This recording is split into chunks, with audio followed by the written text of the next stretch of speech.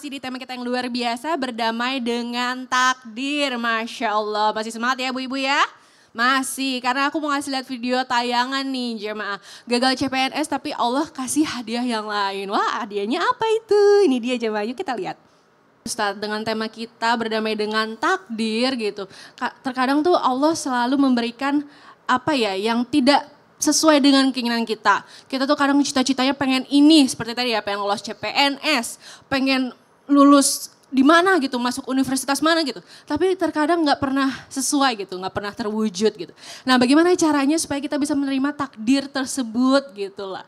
Nah silahkan penjelasannya Ustaz. Terima kasih Betari, tapi guruku Ustaz Maulana Habib Muhammad serta para alim ulama, guru-guru kami yang dimuliakan Allah Subhanahu wa taala.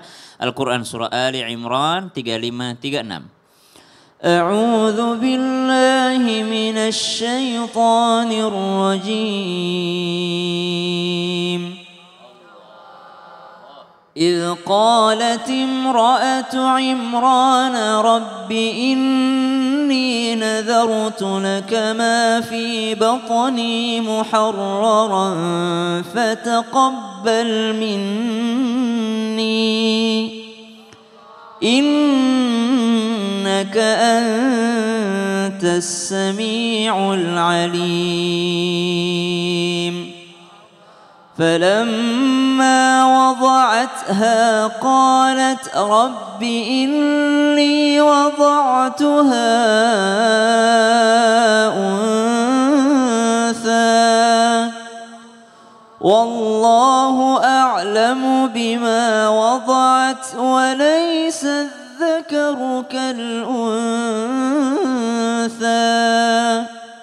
وإني سميتها مريم وإني أعيذها بك وذريتها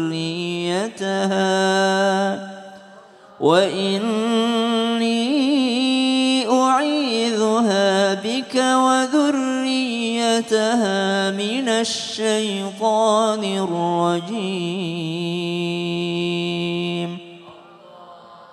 Ada seseorang yang disebut Allah dalam Al-Quran sebagai orang yang keluarga bahagia, yaitu Imran. Imran punya istri, dalam riwayat disebut namanya Hanna. Lalu mereka ini pasangan suami istri yang lama sekali tidak dikaruniakan keturunan. Namanya orang setelah menikah pasti pengen punya keturunan, lama sekali Allah nggak kasih-kasih. Akhirnya Imran berdoa. Hamil, Hanna hamil, subhanallah. Bercita-citalah Imran ini, bercita-cita anakku nanti kujadikan imam, kujadikan orang soleh, kujadikan pemimpin, kujadikan ini. Tahu-tahu yang lahir perempuan. Dikira laki-laki, subhanallah. Ternyata di luar ekspektasinya. Tapi apakah dia kecewa? Tidak. Justru dia berbaik sangka kepada Allah. Kalau begitu, kalau memang perempuan, ya Allah, inni u'idzuha bika wa dzurriyyataha minasyaitonir rajim. Saya berlindung aja kepadamu ya Allah dari godaan syaitan yang terkutuk untuk istriku ini dan untuk anakku yang perempuan yang akan lahir ini. Apa jadinya? Ternyata yang lahir adalah Maryam. Dan Maryam melahirkan Isa alaihi salam. Subhanallah, justru dari takdir yang Allah kasih, yang awalnya nggak tahu ini kok maunya Allah apa ya, kehendaknya Allah apa ya. Saya padahal bercita-cita anak saya jadi imam, saya padahal bercita-cita anak saya melanjutkan daripada kesolehan saya. Justru saya pengen anak saya ini jadi pemimpin.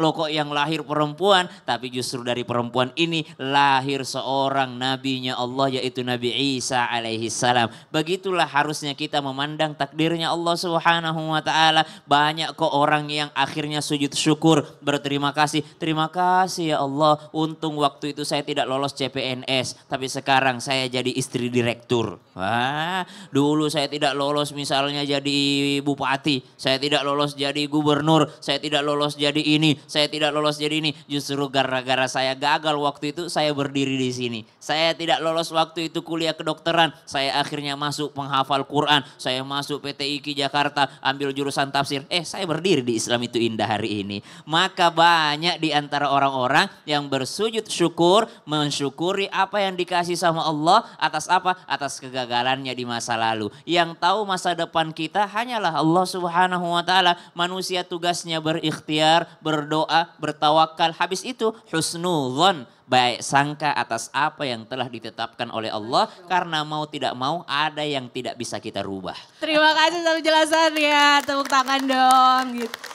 Gitu ya Ustadz Maulana ya. Jadi kalau misalnya apa tuh tadi yang dibilang Ustadz kan ekspektasi gitu. Ekspektasi. Ternyata tidak sesuai dengan ekspektasi. Mendingan Ustadz Maulana nanya aja deh sama ibu-ibu di sini ya. Karena kita mau masuk ke segmen Ustadz bertanya. Kami menjawab. Silahkan Ustadz.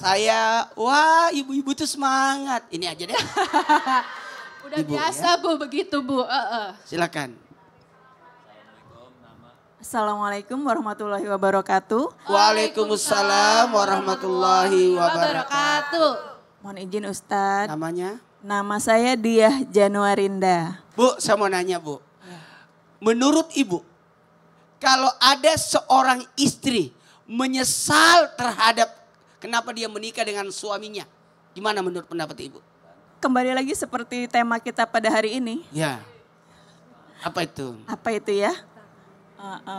Berdamai dengan takdir. Jadi apapun yang sudah diputuskan, ya itulah takdir kita, harus kita terima dengan ikhlas. Oke, makasih ya Bu. Iya terima. Berarti harus berdamai dengan takdir. Berdamai. Nah boleh penjelasannya dong Ustadz silahkan. Izin Habib dan Musasa. Jangan sampai muncul rasa penyesalan terhadap suami atau pasangan kita sendiri. Bagaimanapun takdir yang sudah digariskan oleh Allah harus diterima. Nyesal saya soalnya. Nyesal saya. Seandainya saya menikah sama dia, saya tidak begini. Kayak gitu. Tiba-tiba terlintas dalam pikiran seorang istri. Kenapa saya menikah sama dia? Kenapa saya terima waktu itu? Ibu pernah ngaku itu? Enggak. Enggak di sini, di rumah iya. Jangan ya Bu. Termasuk yang di rumah jangan ya. Gini. Kalau ada terlintas dalam pikiran seperti ini, maka timbulkan pikiran satu. Kenapa ada tujuan pernikahan? Apa tujuan pernikahan? Sakinah, mawaddah. 1, 2, 3. Sakinah, mawaddah, warohmah. Itu supaya tenang. Bisa jadi kalau ibu memutuskan aku mau menikah sama dia, bisa jadi tidak tenang. Betul tidak? Yang kedua, mau tahu? Atas apa kekurangannya engkau lah yang nutupin. Suamiku tuh begini, Anda lah yang tutupi. Karena kita saling menutupi. Unna libasul lakum wa antum libasul lahunna. Saling menutupi Bu ya. Suaminya cerewet, ibulah pendiam. Suaminya pendiam, ibulah yang cerewet. Kalau dua-duanya cerewet, nah ada yang tidur. Dua-duanya diem, nggak ada jadi-jadi. Yang ketiga, camkan ini. Kalau ada kepikiran seperti ini, terima takdir dengan cara apa? Dengan cara berbaik sangka. Betul itu harus berbaik sangka ya. Iya. Dan kembali lagi niat nikahnya apa sih? Karena Allah, sebab Allah, untuk Allah. Itu. Iya. Atau bisa jadi juga penyebabnya karena kenapa dia terlintas pikiran seperti itu. Mungkin Ya, karena habis karena- nonton drakor. Iya. Iya. Menonton drakor. Nonton sinetron. Iya jadi. Mau Kenapa seperti sih? itu. Itu dia Ustaz. Terima kasih penjelasannya. Tepuk tangannya mana Bu? Masya Allah. Nah sekarang kita lanjut curhat-curhatan lagi yuk Bu. Yuk mau ya. Karena sekarang kita masuk ke segmen curhat dong Ustaz. Iya, kami curhat. Boleh Ustadz Syam, Habib, kita sama-sama nih menyikapi ibu-ibu di studio yang mau curhat. Ayo, siapa tunjuk tangannya siapa yang mau curhat nih? Ayo, siapa? Sini lagi ya, kuning-kuning. Ibu ini. Ibu yang ini. Ibu ini. Angkat tangan tapi begini-begini. Oh, itu mau dada-dada sama Ustadz Maulana. Iya, ayo Bu, silakan Bu. Iya, sampai lupa Bu. Silakan Bu, ke tengah. Assalamualaikum warahmatullahi wabarakatuh. Waalaikumsalam warahmatullahi wabarakatuh. Curhat dong Ustadz. Iya, kami curhat. Silahkan. Iya, nama saya Betty Raffles dari Majelis Taklim Nurul Hikmah Gri Asri 2 Indramayu.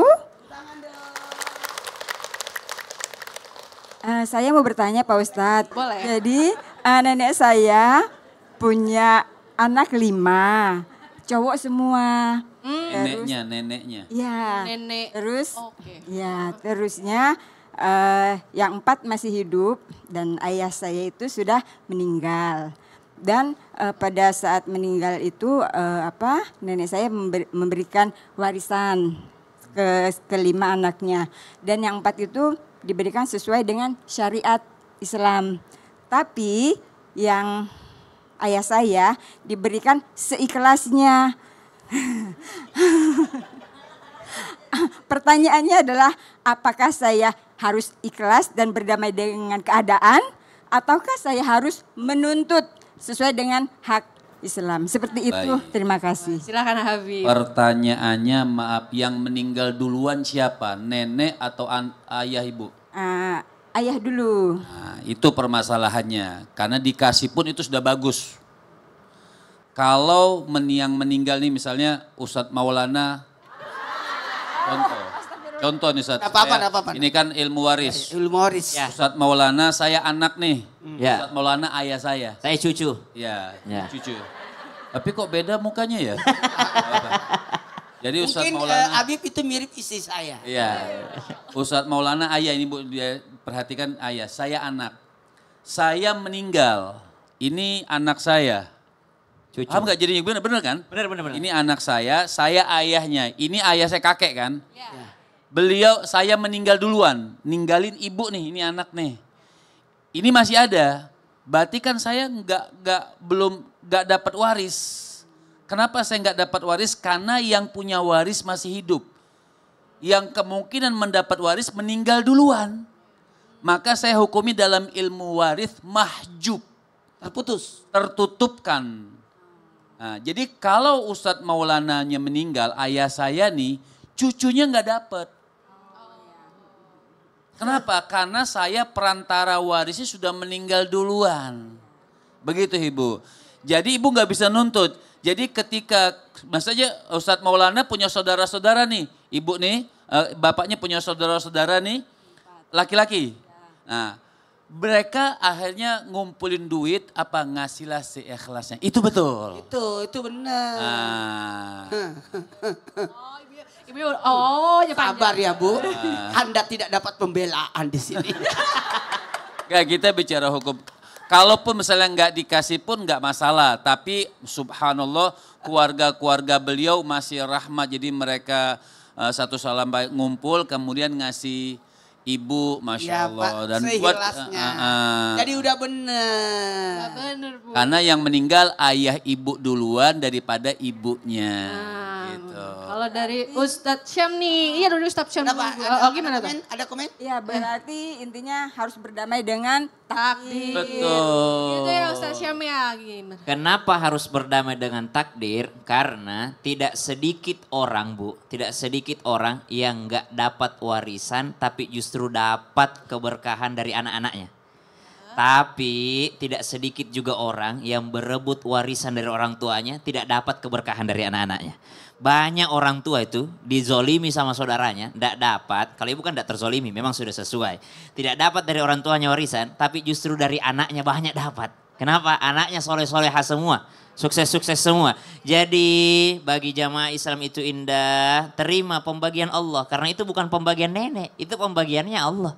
Allah yang bagi seperti itu. Maka bagaimana cara terima takdirnya? Kita yakin ini bukan nenek saya yang membagi. Allah yang membagi, aturannya begini. Maka saya harus terima takdir karena ini memang aturannya Allah. Lalu tidak usah berharap dari situ lagi. Berharaplah punya anak-anak yang soleh dan soleha. Karena betapa banyak orang tidak dapat dari atas tapi dapat dari bawah.